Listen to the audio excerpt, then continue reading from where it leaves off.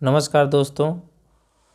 पिछले वीडियो में मैं संज्ञेय अपराध और असंज्ञेय अपराध के शब्दों का काफ़ी प्रयोग किया है। संज्ञेय अपराध की इंग्लिश होती है कॉग्निजेबल ऑफेंस और असंज्ञेय अपराध की इंग्लिश होती है नॉन कॉग्निजेबल ऑफेंस। तो मैं इस वीडियो के माध्यम से मैं ये आप दोनों शब्दों को और दोनों में अंतर क्या है आज मैं समझाने की कोशिश कर रहा हूँ। तो जो है कि पहले चर्चा करूँगा संज्ञेय अपराध अर्थात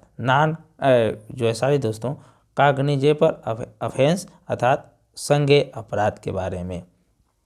तो दोस्तों, दंड प्रक्रिया संहिता 1973 सीआरपीसी अर्थात सीआरपीसी 1973 की धारा 2C में जो है कि 2G में जो है कि संज्ञेय अपराध कॉग्निजेबल ऑफेंस की जो है कि परिभाषा दिया हुआ है। और उसमें 2C सीआरपीसी 2C में इतना ही बताया गया है कि जो है कि दोस्तों, अगर कॉग्निजेबल ऑफेंस है, संज्ञेय अपराध है, तो वो दोस्तों सीआरपीसी प्रथम शेड्यूल अर्थात प्रथम अनुसूची या अन्य विधियों के तहत जो है कि पुलिस अधिकारी जो है कि किसी भी अभियुक्त को जो है कि बिना वारंट के गिरफ्तार कर सकती है।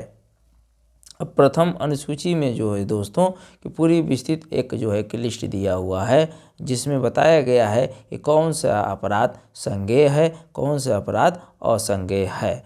तो उस शेड्यूल को देखेंगे दोस्तों तो आप लोगों को क्लियर हो जाएगा कि कौन से अपराध असंज्ञेय है और कौन सा अपराध संज्ञेय है।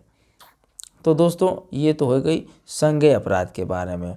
अब दोस्तों, असंज्ञेय अपराध के बारे में बताऊं दोस्तों कि असंज्ञेय अपराध की परिभाषा दंड प्रक्रिया संहिता 1973 की धारा 2L में दिया हुआ है। इसमें ये बताया गया है दोस्तों कि कोई भी पुलिस अधिकारी यदि किसी अभियुक्त के द्वारा असंज्ञेय अपराध किया जाता है तो उस अभियुक्त को जो है कि बिना वारंट के गिरफ्तार नहीं कर सकती है। तो मुख्य दोनों में अंतर यही है दोस्तों कि संज्ञेय अपराध में जो है कि पुलिस जो है वारंट के बिना भी गिरफ्तार कर सकती है, लेकिन असंज्ञेय अपराध में जो है कि पुलिस बिना वारंट के गिरफ्तार नहीं कर सकती है। तो ये तो दोस्तों दोनों की परिभाषा हो गया। लेकिन जो है दोस्तों मैं बताऊंगा आप लोगों को, ये परिभाषा बहुत ही संकुचित है, स्पष्ट नहीं है, लेकिन इतना ही दिया हुआ है दोस्तों। तो एक तरह से मैं समान भाषा में समझाऊं कि जो गंभीर प्रकृति की अपराध होते हैं, हीनियस क्राइम जो होते हैं, उसको संज्ञेय अपराध माना जाता है, कॉग्निजेबल ऑफेंस माना जाता है। और जो कम गंभीर प्रकृति के अपराध होते हैं उसको नॉन कॉग्निजेबल ऑफेंस माना जाता है और संज्ञेय अपराध माना जाता है। अब दोस्तों, अब आगे मैं बताऊं कि मान लीजिए किसी व्यक्ति के विरुद्ध अपराध होता है, ठीक दोस्तों, तो वो उसको तो पता है नहीं कि ये अपराध संज्ञेय हमारे खिलाफ हुआ है कि असंज्ञेय हुआ है। तो प्रथम दृष्टया वो क्या पुलिस थाने में जाता है, पुलिस की मदद लेना चाहता है और जाके FIR दर्ज करवाना चाहता है।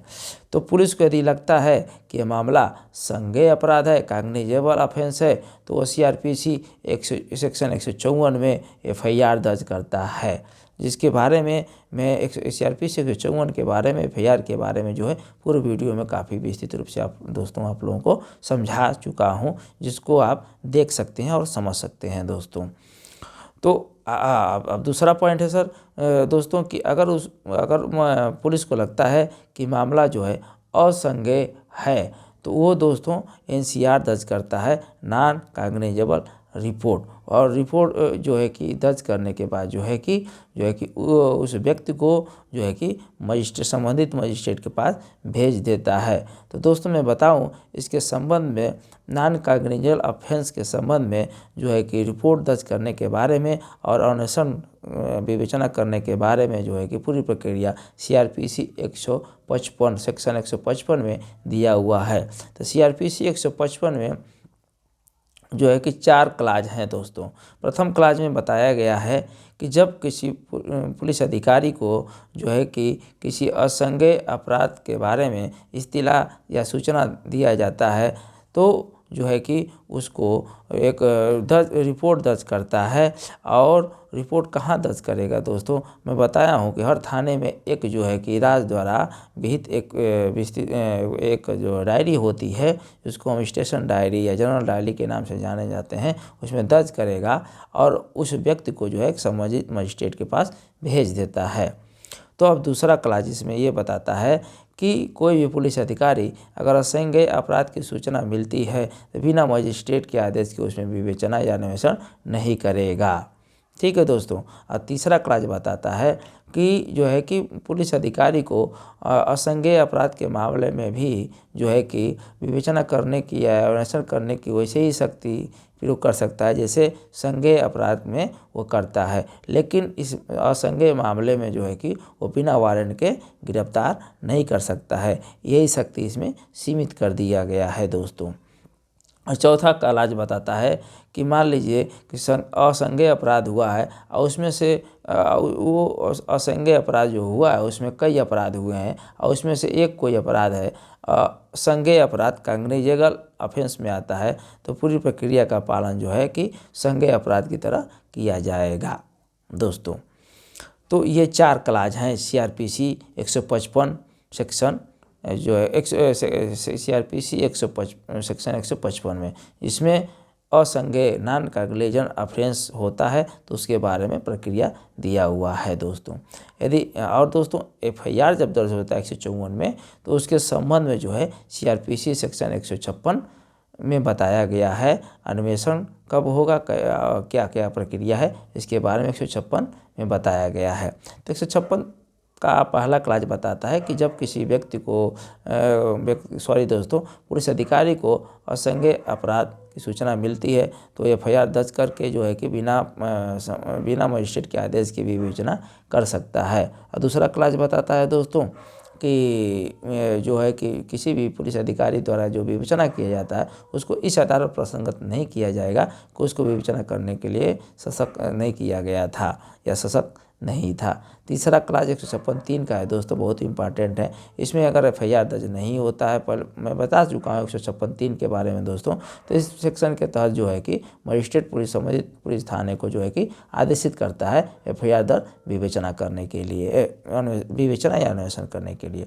तो दोस्तों एक बार क्लियर कर दूं कि मान लीजिए किसी व्यक्ति के विरुद्ध अपराध होता है, वो थाने में जाता है तो पुलिस अधिकारी देखता है कि ये मामला जो है कि संज्ञेय मामला है, कॉग्निजेबल ऑफेंस है, तो उसको 154 CRPC 154 में जो है कि FIR दर्ज करता है और उसकी विवेचना और प्रक्रिया की जो प्रक्रिया है उसकी 156 CRPC 156 में बताया गया है। और मान लीजिए कि पुलिस अधिकारी को लगता है कि ये तो मामला जो है कि असंज्ञेय नॉन कॉग्निजेबल ऑफेंस है, तो वो जो है कि उसमें CR दर्ज करता है। पूरी प्रक्रिया जो है उसमें CRPC सेक्शन 155 में बताया गया है दोस्तों। ठीक है दोस्तों। अब जो है कि मैं बताऊं दोस्तों 156(3) में भी आदेश देता है पुलिस जो है कि मजिस्ट्रेट जो है कि अन्वेषण करने के लिए पुलिस थाने को, पुलिस अधिकारी को।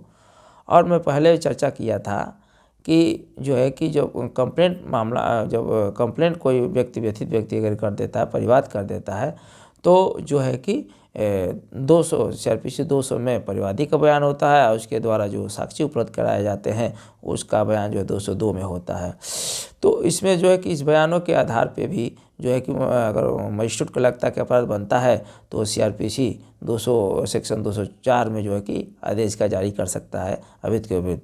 लेकिन ये जो है दोस्तों आदेश का जारी करने के पूर्व भी जो है कि मजिस्ट्रेट CRPC सेक्शन 202 में एक बार जो है कि अगर कंप्लेंट दाखिल हुआ है तो कोई भी आदेश का जारी करने के पहले अभियुक्त के विरुद्ध CRPC सेक्शन 202 में अन्वेषण करने के लिए आदेशित कर सकता है पुलिस को।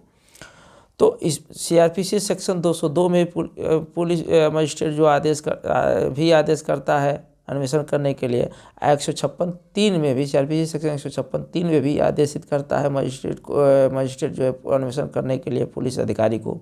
तो दोनों में मुख्य अंतर क्या है? दोनों में आदेशित करता है, आदेश देता है। 156(3) में भी सेक्शन जो है कि 202 में भी आदेशित करता है अन्वेषण करने के लिए।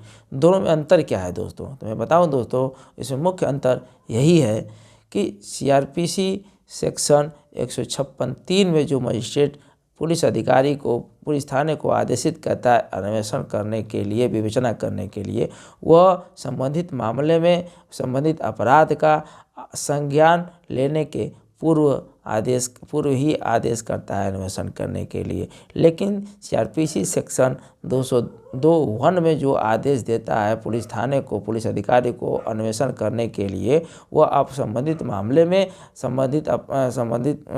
अपराध का संज्ञान ग्रहण करने के बाद ही जो है कि आदेश देता है अन्वेषण करने के लिए।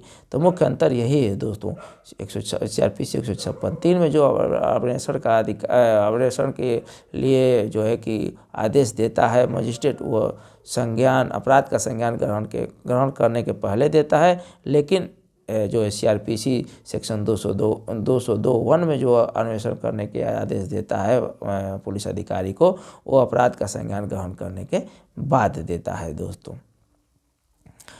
तो दोस्तों आज के लिए इतना ही, फिर मिलते हैं नेक्स्ट वीडियो में। नमस्कार।